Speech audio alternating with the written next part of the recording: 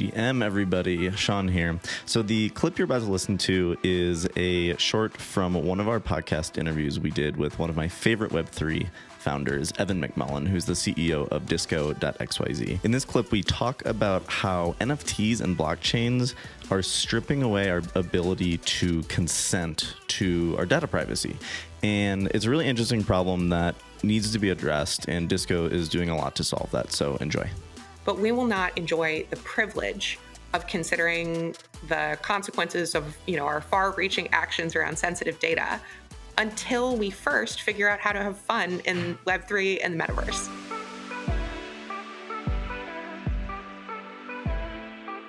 Something really interesting about Disco is how you have to give consent versus someone just sending you random stuff and spam, whether that's like legal or illegal content. What about the things that you did that might maybe weren't so good? For example, like a speeding ticket, and you don't want that to show up in your data backpack for insurance records, but it is something that happened. I can see the positive things, but what about the negative things too that might actually happen with that? Great question. So when we think about, how we deliberately curate and present information about ourselves in the real world right now, we have a pretty incredible degree of control over how that happens when we understand that it's happening. What's really interesting about Web3 public ledgers, decentralized networks like Ethereum and Bitcoin, is that the censorship resistance and transparency they enable also necessarily requires an absence of consent at the wallet layer. So in the EVM ecosystem, I cannot reject using an out-of-the-box key pair, let's say from something like MetaMask. I cannot reject any token ID that another wallet user wants to map to my public key. If you know my wallet address, you know how to send something to me. And of course, we could create all kinds of elaborate permission structures around this, smart contracts that intercept tokens and things like that. But although that is also true, there's merit in observing the fact that the default system as it exists is one that does not involve consent when accepting public assets being associated with your address. Now, there are ways that you can dissociate unwanted assets.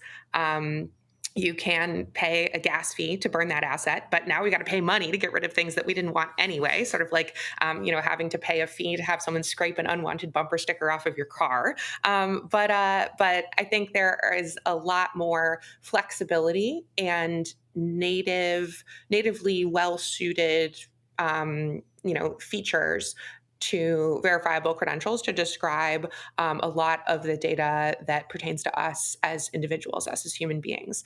And so we're able to manage with a little bit more discretion which data assets we want to hang on to and present and which we don't.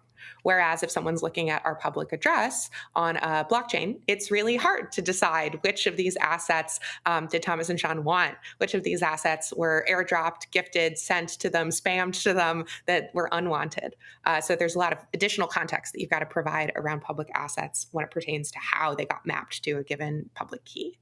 Additionally, the inability to curate means that we put a lot of pressure on the front ends of applications that display our on-chain activity. So we've got to hide in each application separately a siloed set of unwanted assets. Now, of course, this is another fun solution where verifiable credentials could come in, and you could mark the assets with credentials that you don't want to see and be able to carry that from app to app. But interesting. Totally beside the point. When we talk about negative reputation, I think that that's a really valuable characteristic for us to contemplate in any identity system. And I'm so excited for the day when we arrive, when that's going to be, of the utmost importance up front. We are still on party invitations. We're not quite at the carceral state and speeding tickets yet. And for my part, I'm very excited to welcome many more users into the Web3 ecosystem before we start appealing to to them with the desirable new experience of decentralized backends for speeding tickets, but I would prefer to throw parties first.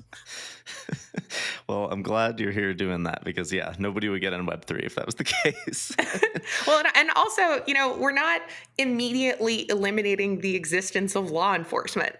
Like, let's try to address one at a time the daily experiences in people's lives where we can remove friction and add delight and value. And there are infinity hypotheticals that we can, concern ourselves with when it comes to much higher gravity user data. And we'll get there. We'll get there very soon. But we will not enjoy the privilege of considering the consequences of, our far-reaching actions around sensitive data until we first figure out how to have fun in Web3 and the metaverse.